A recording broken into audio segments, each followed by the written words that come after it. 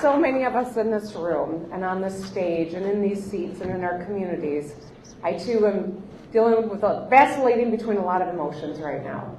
Between grief for those that we've lost and those that continue to live with the trauma inflicted on the daily gun violence that plays out in this country and in our state.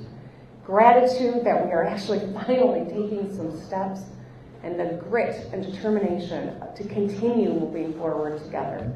But none of this would be happening because of one of us or one of these organizations or one group. We did this work together, and so I thank you for making your voices heard, for getting organized, for making sure that we elected people that are serious about solving problems, especially a problem as important as this one. I know that we've acknowledged a lot of the organizations, but I gotta acknowledge that, I don't know if you guys are the is-zone here in this building or not, but the students who made their voices heard.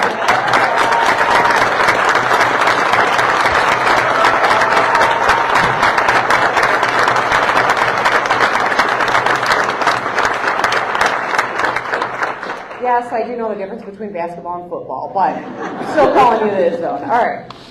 Today we're taking common sense gun action to reduce violence and save lives. Soon I'm going to be signing legislation to establish universal background checks for all gun sales in Michigan.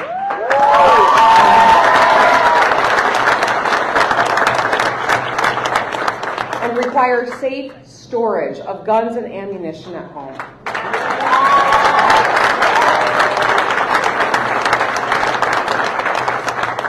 Universal background checks will help keep guns out of the hands of violent criminals, domestic abusers, and people on terrorism watch lists and no-fly lists.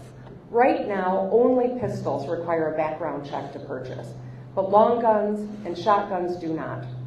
That doesn't make any sense.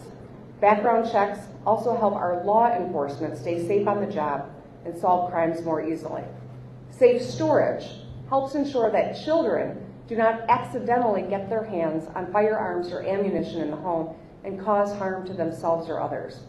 Responsible gun owners will tell you, you listen to them, they will tell you how important it is to keep your guns locked up in your home.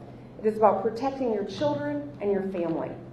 And soon I will be looking forward to signing legislation establishing extreme risk protection orders.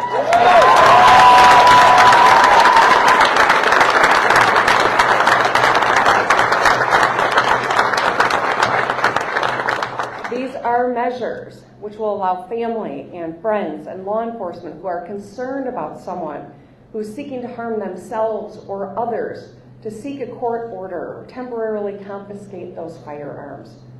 We've heard too many times how family and friends of shooters expressed concern in advance for no action to be taken. When someone is a proven danger to themselves or to others, law enforcement should be able to step in and stop them from committing domestic violence or another crime. All of these initiatives are supported by a majority of Michiganders. I've gotten letters from all across our state asking for us to get this done.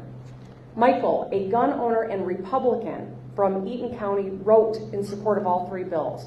Juanita and her husband Jeff, an avid hunter from Leelanau, wrote about how gun violence is a top priority for them. They urged us to take this action. And we heard from so many parents, including Kaylee from Berry County, who worries about sending her kids to school every day like so many parents do when they go to drop off and hope to be at pickup. The broader context of this moment is not lost on any of us. We're on Michigan State University's campus, my alma mater, where just 8 weeks ago we lost 3 students. A number of students were injured, and of course, we know that the whole community was terrorized. We're reminded of the shooting at Oxford High School in late 2021, where we lost 4 students, and a number of students were injured and teachers, and the community traumatized. I'll never forget being at the vigil in Oxford when someone was having a health event and everyone panicked because they thought that it was more gun violence. That's what trauma looks like. That's why today's actions are so important. We saw it in Tennessee last week, in Kentucky this week.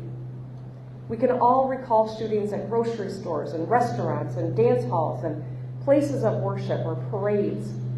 We see horrific... I gotta figure out this mic. Okay, that's better. We can all recall these shootings. We see the horrific impacts of gun violence playing out every single day. In the most ordinary situations, we see extraordinary violence. Last Thursday, a 6-month-old baby was shot and killed in Muskegon. Last Friday, a 16-year-old was shot and killed in Detroit. And a 23-year-old young man was shot and killed in Lansing. Gun violence is a scourge that is unique to this country, and that's why we are taking action.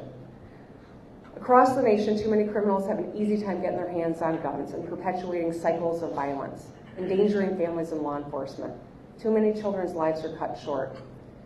This uniquely American problem, we are working and taking steps today to address. In 2022, there were over 44,000 deaths from gun violence. 20,000 were homicides, meaning that more than 50 people are killed by a firearm every single day in this country.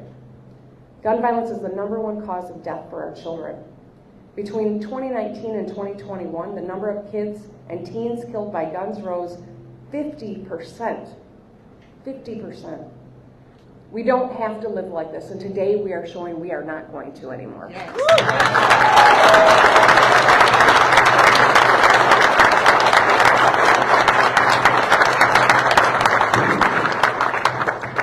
So I want to acknowledge and thank the leaders in the legislature. I've got Senate Majority Leader Winnie Brinks here and the Speaker of the House, Joe Tate.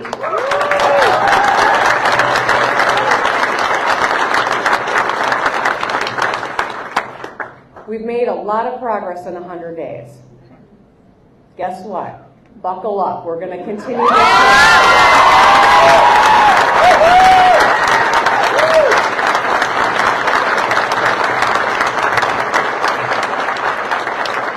And with that, with a stroke of the pen, we're going to get Michigan one step further along in the way to common sense gun policy. Thank you.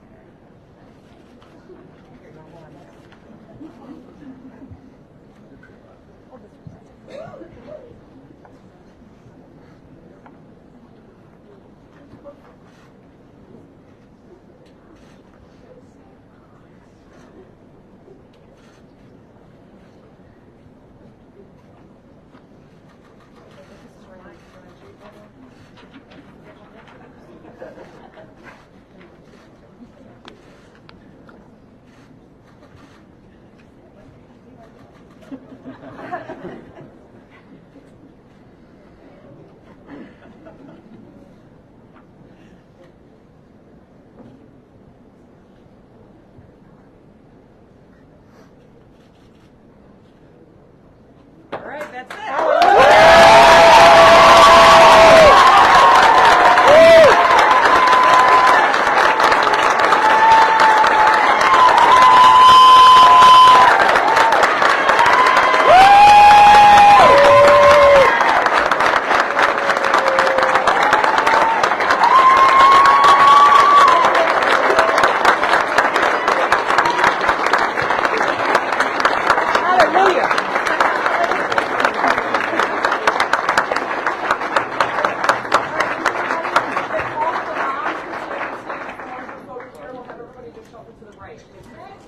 Thank you.